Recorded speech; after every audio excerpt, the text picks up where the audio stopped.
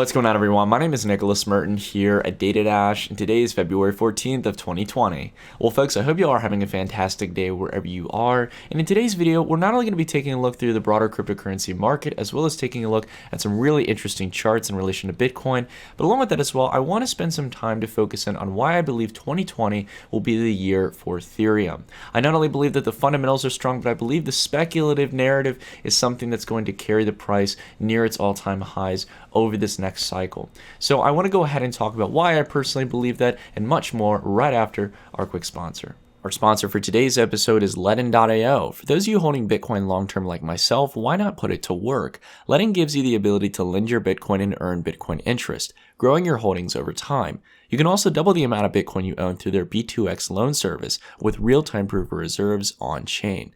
And if you're in need of cash, you can even take out a Bitcoin-backed loan. It's tax efficient, meaning you won't incur a taxable event by taking out a Bitcoin-backed loan. And all Bitcoin is secured by BitGo Custody, a leading player in custody of cryptocurrencies. Check out the link in the description to start earning interest on your Bitcoin today. Alrighty, everyone, so let's go ahead and take a look across the market. We can see that Bitcoin is not only relatively neutral, bouncing somewhere between 10,200 and 10,300, but along with that as well, we've also got a generally green trend across the board here. Still, many plays entering into double-digit territory, with a lot of plays continuing to press to the upside as Bitcoin has remained neutral, and only a few plays down here in the red. A lot of the severe ones being the overextended plays like Hedera, Hashgraph, and Chiliz, which, again, guys, the price to me looks a little bit disturbing. I definitely don't want to play anything that's gone up 8 or 10x already. So the thing that's good, though, is that a lot of the plays that are leading the market right now are some of our top 10 plays. Steem, for example, which was, I think, placed at 9th or 10th place on our list, up 18%. Kyber Network up nearly 13% after an already great rally over the last 2 or 3 days. We've also got Ravencoin doing well, up 10%. Ren, another top 10 play, up 9%. And Theta, which is a close favorite to the top 10 list, up almost 9%. So we've got a lot of really good projects picking up here, guys. A lot of the fundamental plays, again, that have had real user traction and real adoption and demand for their actual network coin or token. Now, take a look at Bitcoin here. Nothing too crazy. I think if you guys watched yesterday's video, and if you guys didn't hear about yesterday's video, again, always consider, if you haven't, subscribe to the channel and also hit the bell icon. But just to let you all know, for those of you who might have missed it, we were talking about the next level we're watching for is around 12,000. We're taking a look at the logarithmic chart here, and it's basically the point of resistance when you line up the two previous highs here. And it's the next big kind of even that I could really see resistance at, not only because of that, but also because we hit resistance over here at 12,000. So I think that's the next significant level to look at. We may as well break through it, but I think that's where we're going to see some price contingency and really see if Bitcoin can break through, or we start to see some resistance, and we might have to, if for those of you who trade more actively, you might want to take profits. But I want to go ahead here, take a quick look through a few different altcoin plays. Ravencoin on our list leading the way here, doing very nice. For me, to make any kind of sizable position in Ravencoin, I'm wanting to trade one of these events, not these little smaller trades, because most of my altcoin positions are already kind of outpacing this kind of level of price action. So what I want to look for here is for a general breakout, and I'll talk about how XRP is in a similar case. Simple resistance level here I'm looking for. I'm looking for a close above 450, and I would love even more if we get a close above 500 sats. And if we got that, then in that case, if the volume's coming through, again, we're taking a look at Bittrex. We might want to take a look at Binance here to get kind of a picture of the volume here. Volume's looking nice, but I'm not seeing kind of breakout levels of volume here and the kind of price action to follow. So I want to see that here like we've seen in the past for Ravencoin. Next up, Chainlink, doing well here. Came down, made resistance support easily in a matter of 3 days here. We had 2 days of pullback, final day here where we bounced off, and it looks like we're continuing further ahead. So I'm happy to see this. Link's, again, one of my bigger positions. Really good to see that I've been holding out on this one. And again, I think the chart was screaming this guy's a huge ascending triangle here for a long period of time. And I do think this is going to be one of the ETH type plays for the cycle. How Ethereum really became one of the large cap cryptocurrencies in the last cycle. I think Link is going to do that, providing Oracle solutions for ETH as Ethereum continues to grow. And again, we'll talk about that throughout the video. Basic attention token, still holding up there for me on the sense of the real breakout. Again, a very similar scenario here. 3,200 sats. Consistent resistance all the way back here since June. I think once we get past that, our next target range is around 5,200. And Kyber Network continuing to kill it, holding up most of its gains. Again, this is looking really solid, guys. I'm still positioned well in Kyber Network. I think that this has got a lot of room to go in the sense of the next couple of months. If we take a look here on the weekly, right? I'll go ahead and turn on my drawings. I got my little description of why I'm bullish on it. But you can see here, all right, we've got an easy chance. If we come back up to this range up here, a nearly, 10x, more than actually a 10x, even if we came up to this range from where we entered back down here around 2,500 sats, if I recall correctly, somewhere around that 2,000 range. And so far, it's been not only a very profitable position, pretty much double my Bitcoin comparative on it, but along with that, I'm looking for it to target back to this range, guys. I think Kyber Network is going to build a lot of value as the DeFi space expands, and it serves as kind of the base liquidity layer. But again, just one of the things I'm watching for. ETH on its Bitcoin chart, looking great, breaking past that key resistance level around 2,200,000 Satoshis and really breaking up here. The next, I think, significant level here for Ethereum to face some challenges is up here at this range around the 3 million Satoshi range. Somewhere, because you just have a very big wide range, key kind of levels of resistance up here around 3,700,000, and then also down here as well at 3,100,000 Satoshis. So that's really going to be where I think we see the next level of resistance and pullback for Ethereum. Now, XRP is going to be the last one we take a look at here. XRP BTC, the major thing I'm looking for, if we take a look at the chart here on the daily, right, I'm going to turn on my drawings here. Right, these are the two levels that I've been watching. Right, we have this level of support down here around 2,400 Satoshis, or sorry, more around 2,500. And then over here as well at around 3,800 Satoshis. So I want to see a close above this golden line here. And then I think that's where the volume and the momentum is going to kick in, because you're breaking past two previous points of resistance. And after that, there's pretty much not any significant points outside of maybe here at 5,500. I just don't see much on the chart. And I think that at that point, when you get that good amount of price gain in XRP, we've seen historically that once you have the first, 50-80% bump up, it tends to be that's the continuation for the next part of the cycle. So that's what I'm looking for here. Outside of that goes, I don't want to take a look too much at any more charts. If you guys have some cryptos that you want me to take a look at, feel free to leave a comment. But if you see one already in the comments, like that comment in that case, just to kind of get a gauge of what you guys want to see. But again, it doesn't guarantee I'm going to look at it and stuff, because I want to look at projects that I know there are fundamentally a lot of you out there who are interested in it, and I'm going to give my honest opinion. It could be good or bad, so keep that in mind. So anyways, I want to take a look at two interesting charts here, and then we'll dive into this case for Ethereum. The first chart here is a very interesting chart that you've probably never seen before. You might have seen the numeric values for it, but you haven't really seen it visualized. And this is a Bitcoin chart that takes the annualized returns for Bitcoin and puts them into one individual candle. So what you're looking at here is the price action of Bitcoin since 2011 to 2020 on an annual basis, right? So what this is demonstrating is 10 years worth of price action for Bitcoin to showcase just how much it moves on average on an annual basis. Now, it's very important to take notes here, right? It tends to be that we have about 3 years of positivity for Bitcoin, and then we have a harsh year of sell-side action, and then we continue and rinse and repeat the cycle. So this plays a lot into the halving event, but the most important thing to take away from this, guys, ignoring all the technicals, ignoring all of the kind of fundamental things like the halving event and growth and adoption of Bitcoin, as a bear asset, to see years where you can have 189% move, 1,468%, and still years later as the asset has evolved, 1,300%. Right?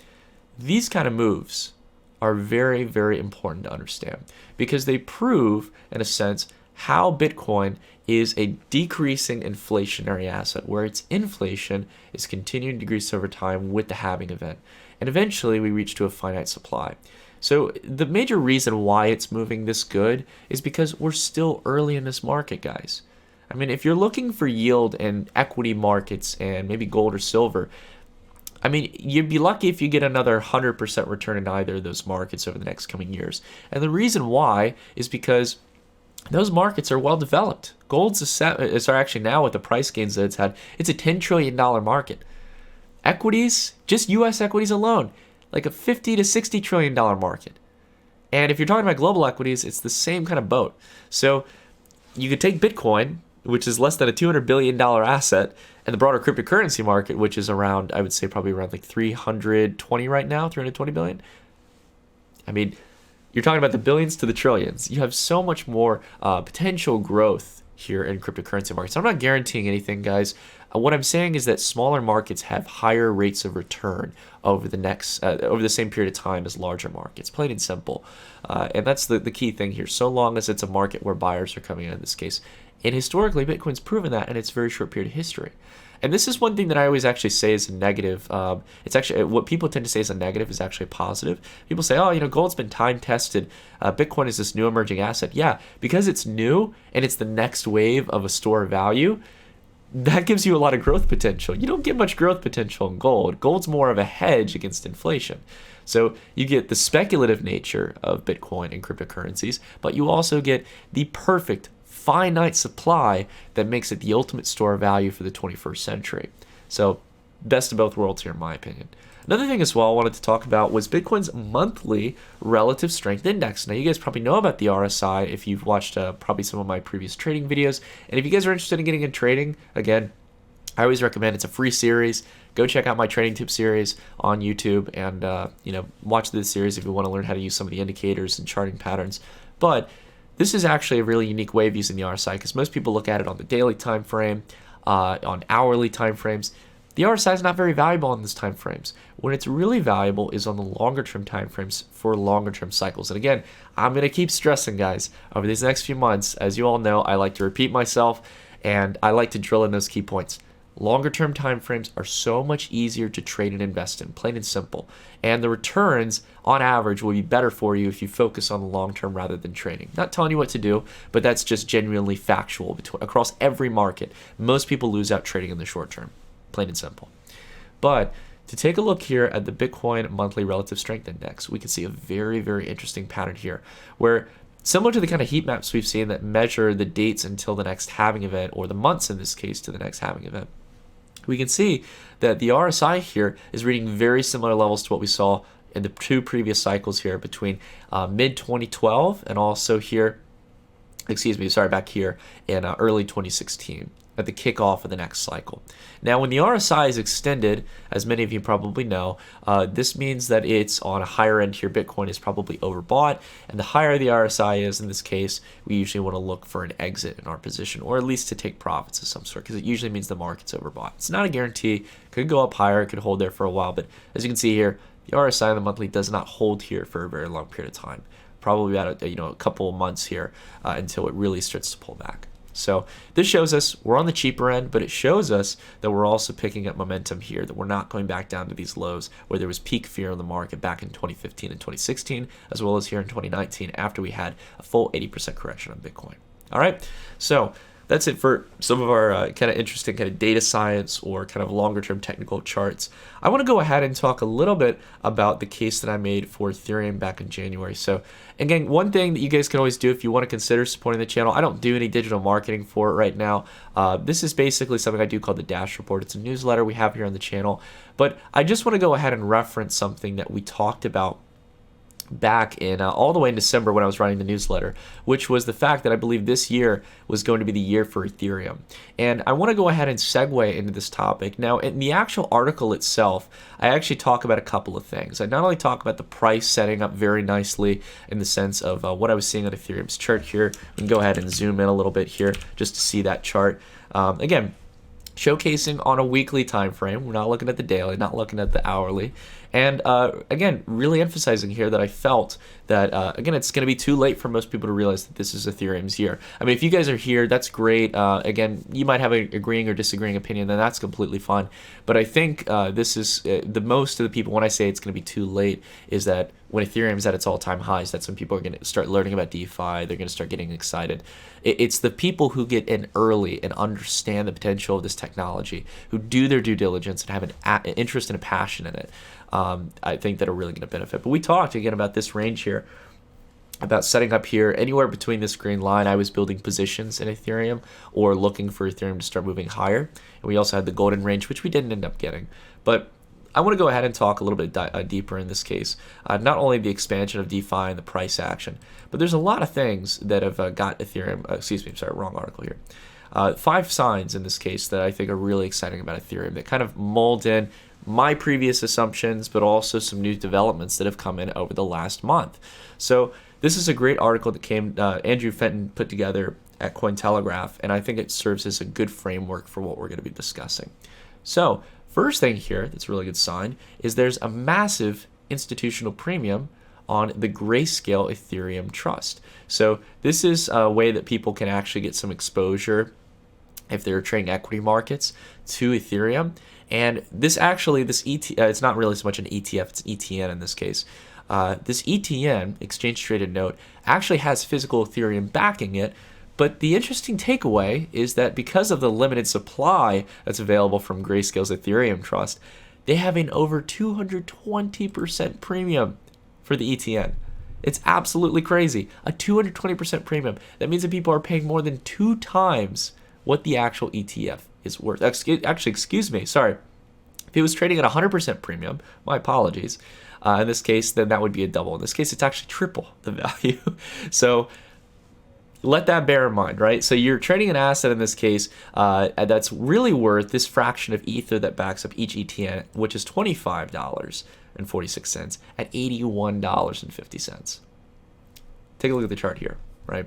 You can see the volume has been kicking in, guys. Thousands upon thousands of shares here being traded. And again, it's because there's a limited supply here, right? And if you take a look at GBTC as well, I think we're going to see a similar story. This is another ETN from Grayscale. Again, doing very nicely here. And again, the premium has been pre-existing for a little while because people wanted to get exposure to these markets for a very long period of time. And there still is no broad ETF that really opens it up to a larger audience in this case when it comes to equity markets. You really have to kind of be one of like your individual brokers in this case. It's a little bit difficult to explain. But here you have to use like your own kind of brokerage trading account and stuff. And again, just important to note that right now, until we really get that ETF, you're going to see this premium here. It's a good sign though of demand. Another thing as well, a good study came out this week from San Jose State University that ETH is serving as some form of a store of value. Now again, this is something that I think is still going to be debated for a while. And again, this university did a pretty good analysis comparing it to different markets and how it reacts not only with gold but also with dollar or different fiat pairs. But I think it's a very interesting read. So I would recommend checking out the Cointelegraph article, checking out this link here, and reading through the study a little bit more. But I think it was a very fundamental and interesting analysis of Ethereum, to say the least.